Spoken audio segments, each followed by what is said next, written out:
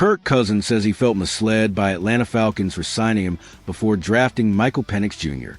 Kirk Cousins is opening up about the Atlanta Falcons' decision to draft quarterback Penix Jr. shortly after signing him to a massive 4-year contract last season. Cousins, 36, joined the Falcons in March 2024 on a 4-year, $180 million deal after playing the previous 6 NFL seasons with the Minnesota Vikings. He expected to be Atlanta's starting quarterback for several seasons, but just weeks later, the Falcons selected Penix Jr., 25, with the 8th pick in the 2024 NFL Draft. After Cousins struggled to integrate into his new team's offense during the first half of the season, Penix Jr. took over as the team's full-time starting quarterback in mid-December. The 13-year NFL veteran speaks openly about the situation in the upcoming season of Netflix's quarterback series, which begins streaming on July 8th.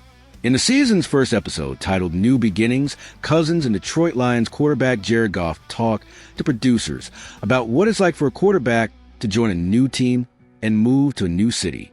Cousins, who began his career in Washington before moving to Minnesota and then joining Atlanta, told Netflix he felt misled by the Falcons front office for not disclosing their plans to draft Penix Jr.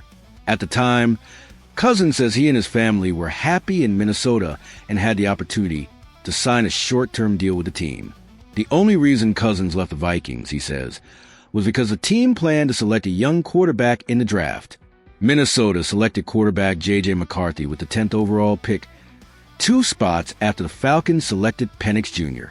Cousins says in the new Netflix series that he didn't expect Atlanta to also select such a highly rated quarterback in the draft and implied he would have stayed with the Vikings if he had known.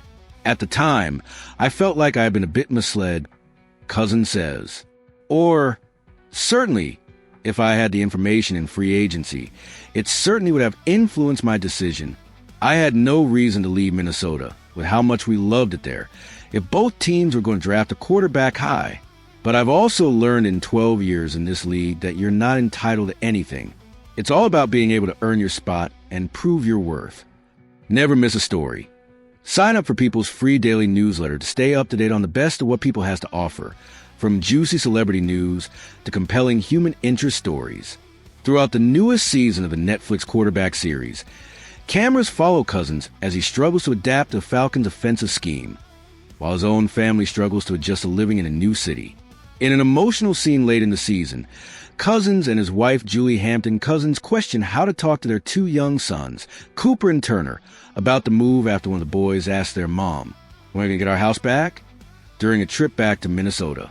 Speaking specifically about football, Cousins admits during the first episode that his move to Atlanta made him feel like he was starting over as a quarterback, despite 13 seasons in the league.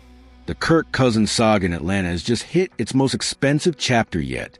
The Atlanta Falcons have officially stood by their word, keeping the veteran quarterback on the roster past a key deadline, and in doing so, locking in a guaranteed $10 million bonus for him in 2026. The team faced a decision point but let it pass, confirming what General Manager Terry Fontenot has stated all offseason. The plan is to move forward with Cousins as the mentor and backup to rookie quarterback Penix Jr. Nothing has changed with Kirk at this point, Fontenot said, and now that statement is backed by a significant financial commitment.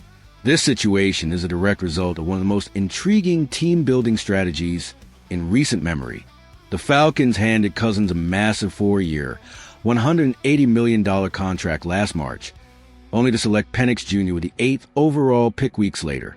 The inevitable switch happened in December, when Cousins was benched and Penix took the helm for the final 3 games. However, the story doesn't end here. While the Falcons are financially committed, the ultimate power still rests in Cousins' hands. He possesses a no-trade clause in his contract, meaning any potential trade can only happen if he agrees to waive it. This creates a fascinating standoff. The Falcons are publicly prepared to pay a starting salary to a backup player, but if a quarterback-needy team emerges with a starting opportunity, the decision to stay or go will be Cousins alone. Do you think Kirk Cousins will finish the season in Atlanta, or will he eventually waive his no-trade clause for a chance to start elsewhere? Let us know your take in the comments. For now, the Falcons have made their move. They've paid the price to maintain stability, but the next move in the Kirk Cousins saga belongs to him alone.